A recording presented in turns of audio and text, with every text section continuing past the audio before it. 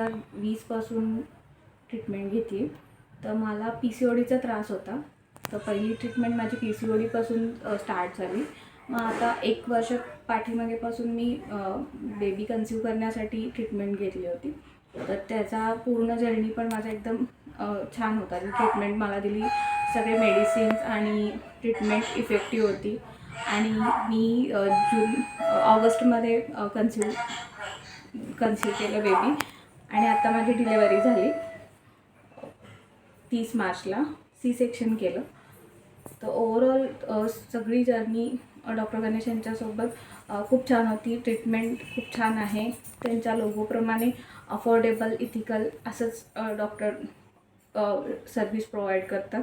आणि इथला जो मी डिलेवरीसाठी ॲडमिट झाल्यानंतर इथला जो स्टाफ आहे तो पण खूप कोऑपरेटिव्ह, सपोर्टिव्ह आहे.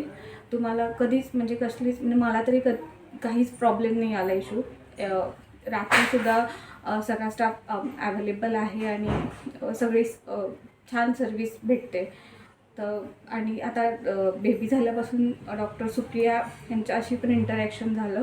तर त्या पण खूप म्हणजे छान आहेत आणि व्यवस्थित सगळं सांगतात की काय करायचं आहे. आणि इथला स्टाफ पण म्हणजे डॉक्टर जे प्रिस्क्राईब करतात ते मेडिसिन्स पण स्टाफ सगळा व्यवस्थित समजावून सांगतो.